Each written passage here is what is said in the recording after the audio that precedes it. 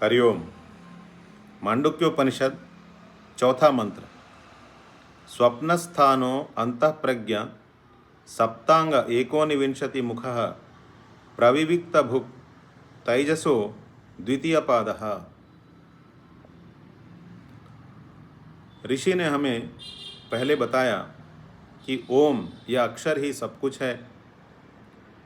वही तीनों कालों में जो बहता हुआ प्रवाही नित्य दिखता है वह भी ओंकार ही है, और तीनों कालों से परे जो शाश्वत सत्य है वह भी ओंकार ही है।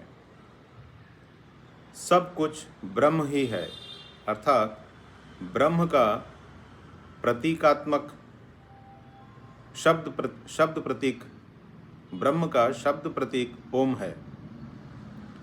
फिर ऋषि ने बताया कि अयम आत्मा ब्रह्म, यह आत्मा ही ब्रह्म है। सोयम आत्मा चतुष्पाद, वह यह आत्मा चार खंडों में है, चार अंशों में है, चार पादों में है। इसके बाद तीसरे मंत्र में जागृत स्थान के बारे बताया। अब इस चौथे मंत्र में स्वप्न अवस्था के बारे बताया जा रहा है। स्वप्न स्थानो अंतःप्रज्ञ, स्वप्न में होता क्या है? अंतःप्रज्ञ मतलब अंदर के विषयों को जानने वाला, अंदर के विषयों को जानता है।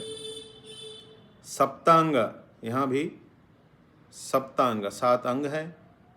एकोनविंशति मुखः 19 मुख वाला है। प्रविविक्त भुक् अर्थात सूक्ष्म वस्तुओं को भोगता है।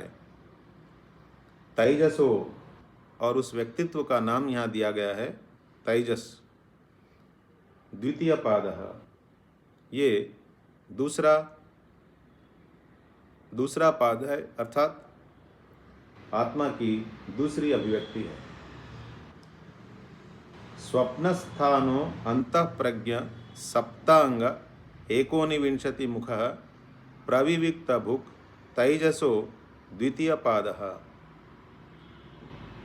स्वप्नावस्था में हम अंदर ही अंदर मन से ही कुछ बना लेते हैं।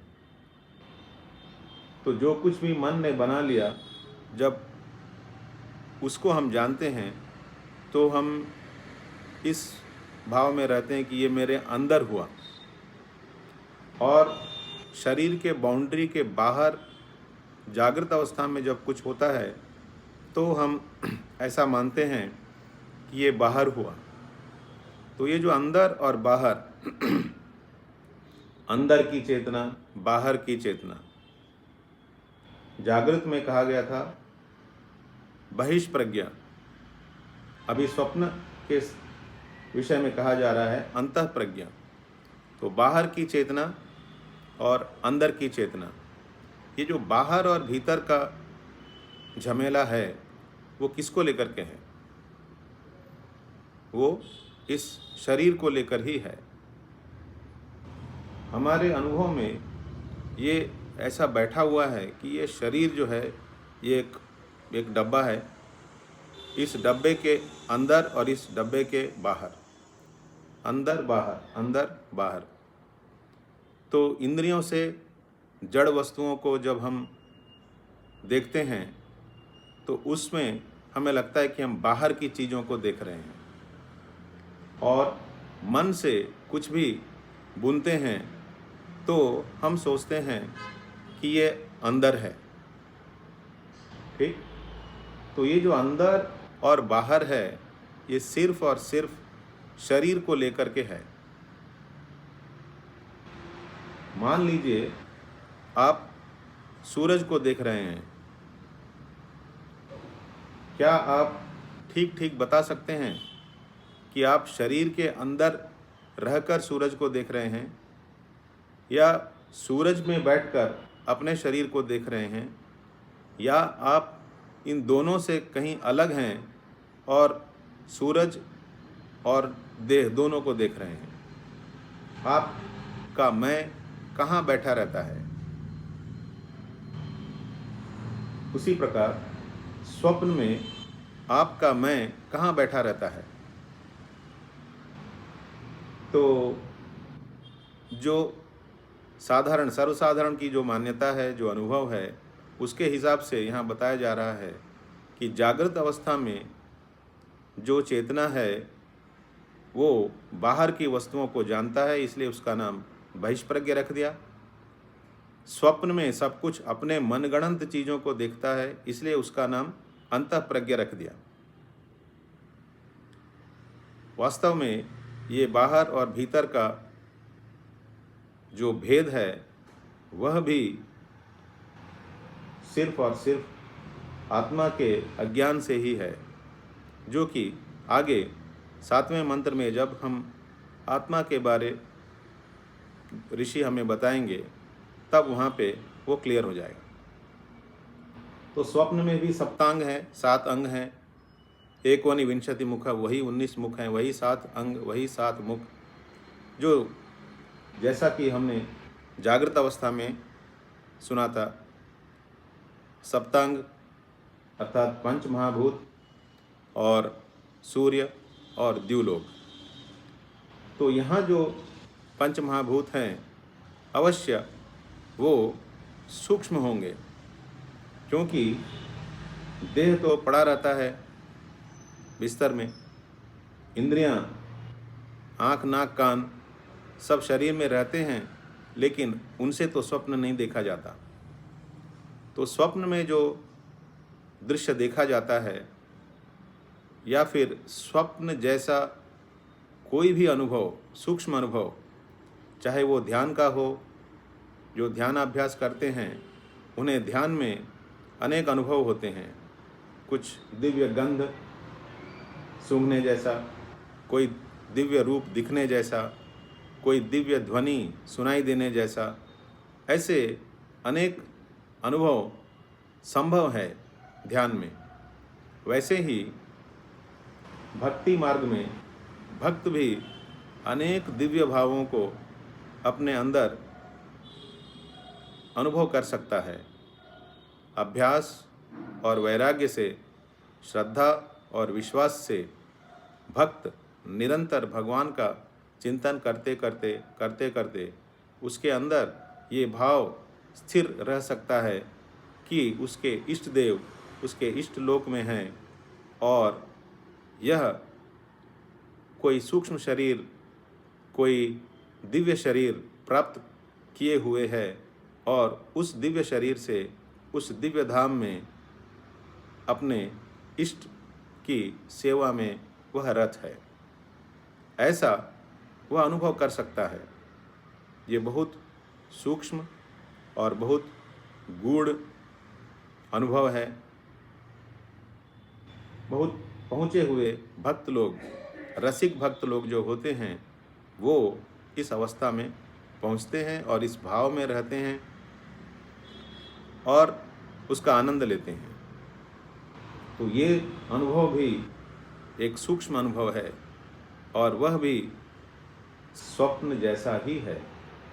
हम कई बार सुनते हैं भक्तों के जीवन में स्वप्न में भगवान का दर्शन हुआ। तो ऐसे जो दर्शन होते हैं वे सभी सूक्ष्म लोक या सूक्ष्म अवस्था में, सूक्ष्म इंद्रियों से, सूक्ष्म मन से ही होते हैं। सब संभव है। एक साधारण स्वप्न को हम यहाँ उदाहरण के रूप में लेंगे।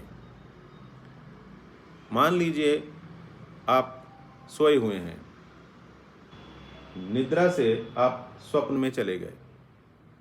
स्वप्न में क्या देखा कि कुंभ मेला लगा हुआ है और अनेक लोग, खूब भीड़ है, नदी का प्रवाह है, लोग डुबकी लगा रहे हैं, निकल रहे हैं, आ रहे हैं, जा रहे हैं। उसमें गृहस्थ हैं, सन्यासी लोग हैं, महात्मा लोग हैं, सब कुछ हैं। आप चलते चलते एक गुप्ता जी को मिले। गुप्ता जी से आप पहले से परिचित हैं और उनके बारे आपकी जो धारणा है वो कुछ सही नहीं है। अपने मन में आप सोच रहे हैं, ये लो, ये भी आ गए, जीवन भर पाप करते रहते हैं, अब आ गए कुंभ मेला में नहा के अपना पाप धोने के लिए। ऐसे थोड़ी पाप धुलेगा। ये चल रहा है। अब गुप्ता जी चले गए। इसके बाद थोड़ी देर बाद थोड़ी दूर में फिर आपको शास्त्री जी मिल गए। अब आपकी धारणा शास्त्री जी के बारे में बहुत अच्छी धारणा है। शास्त्री जी की उम्र 60 साल और उनका बेटा भी उनके साथ है 25 साल।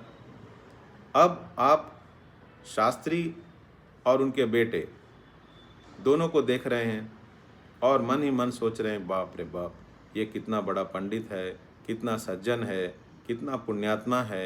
यह तो जरूर ही इस जन्म के बाद वो जरूर स्वर्ग ही जाएगा। और उसका वो बेटा उसके बगल में खड़ा है, वो 25 साल का बेटा और ये 60 साल का बाप। तो दोनों में 35 साल का अंतर है।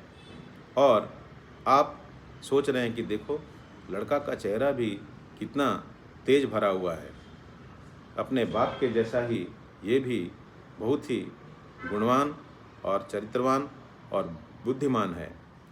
इस तरह की भावनाएं आपके दिमाग में चल रहे हैं। ये सारा का सारा दृश्य आप कहाँ देख रहे हैं? स्वप्न में। हठात आप स्वप्न से उठ गए। अब बताइए, जब आप स्वप्न से उठ गए तो क्या गुप्ता जी वास्तव में पापी हैं? क्या उस कुंभ मेला के बाद भी उनका पाप नहीं जाएगा और वो नरक में जाएंगे? या वो जो शास्त्री जी आपको मिले, वो शास्त्री जी क्या वो सचमुच पुण्यात्मा हैं? क्या वो स्वर्ग जाएंगे? क्या सचमुच शास्त्री की उम्र 60 साल है और उनके बेटे की उम्र 35 साल है?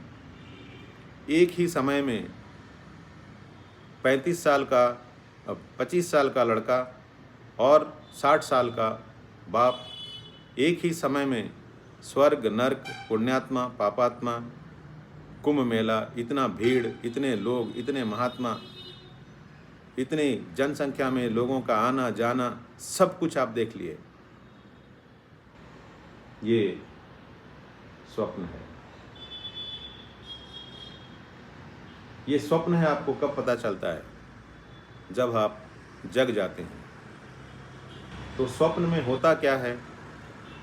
एक स्वप्न दृष्टा होता है। वह स्वप्न दृष्टा अपनी ही शक्तियों से एक दृश्य बनाता है। उस दृश्य में अनेक लोग हो सकते हैं। उसमें एक शरीर के साथ तादात्म्य करके वह स्वप्न दृष्टा स्वप्न पुरुष बनता है। स्वप्न पुरुष दृश्य को अपने से अलग मानकर, दृश्य से अपने को विलक्षण मानकर, अपने संस्कारों के हिसाब से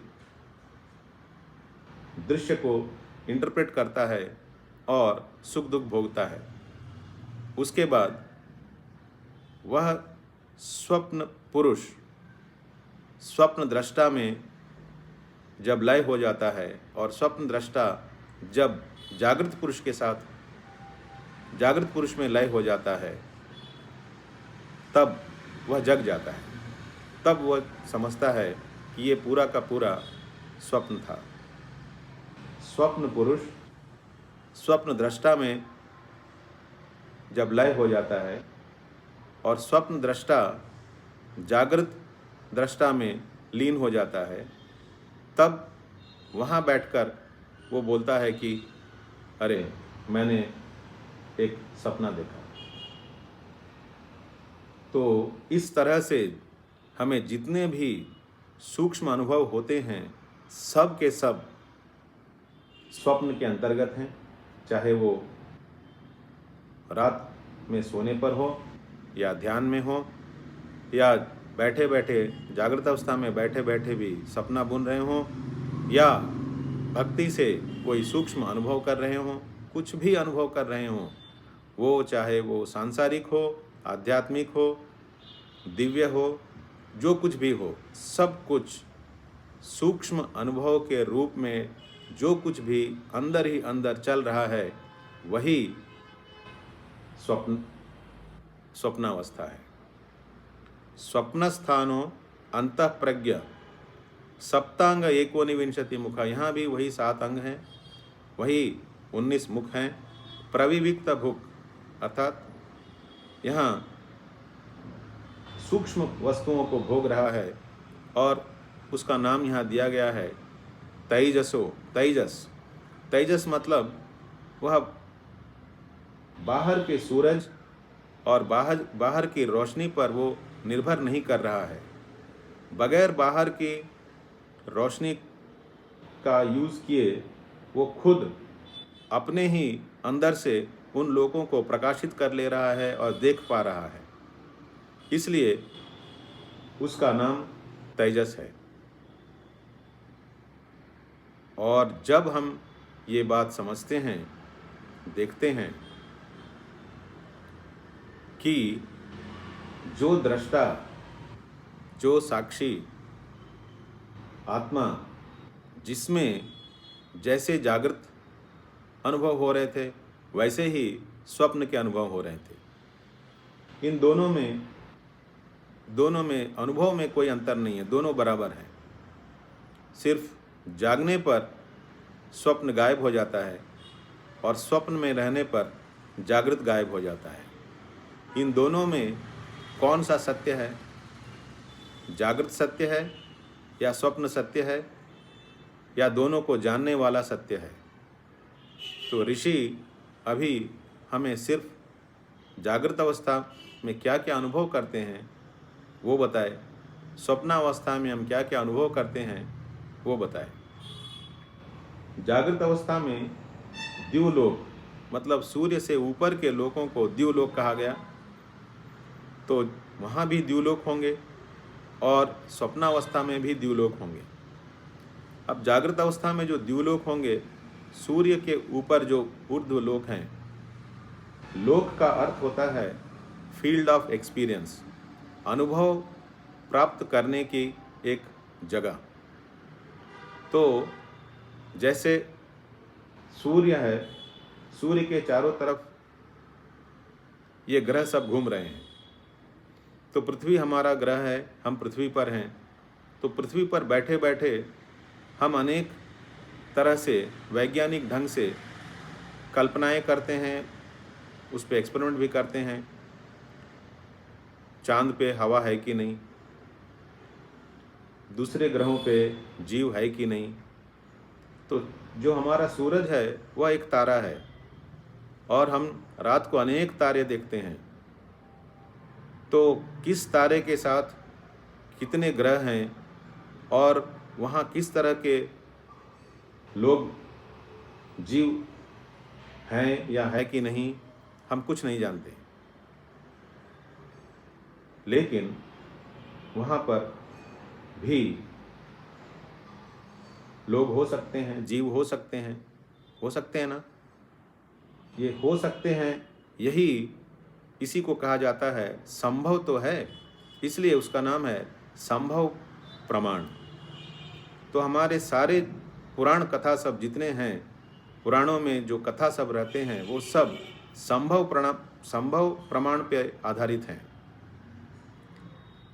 उसी तरह तेजस में जो अनंत लोक सब हैं वह सब मन गणंत हैं, अर्थात यहीं बैठकर उन लोकों की हम बात करते हैं।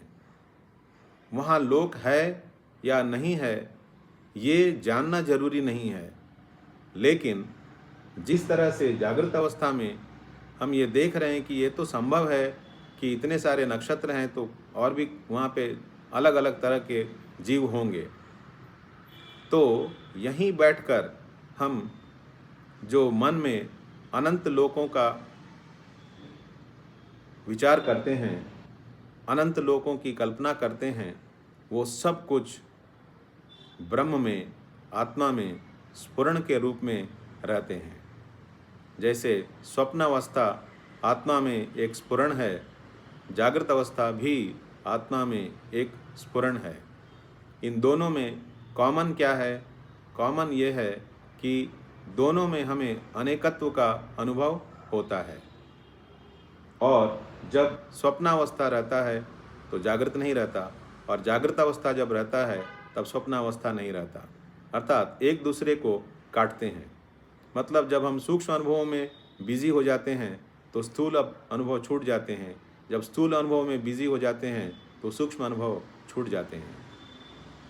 अगर हम ये देख पाएँ कि इस तरह से जो स्वप्न अवस्था में अंतःप्रज्ञ है वह भी सप्तांग और 19 मुखों वाला सूक्ष्म वस्तुओं को भोगता हुआ जो तेजस है, मैं उससे अलग हूँ, इस तरह, या फिर ये सारा तेजस मुझसे ही निकल रहा है, मुझ में ही रह रहा है, मुझ में ही लीन हो रहा है, ये बात जब हम साफ साफ देख लें तब हमें समझना चाहिए कि हम आत्मा की तरफ दूसरा चरण उठा लिए, या दूसरा छलांग लगा लिए, दूसरा कदम ले लिए।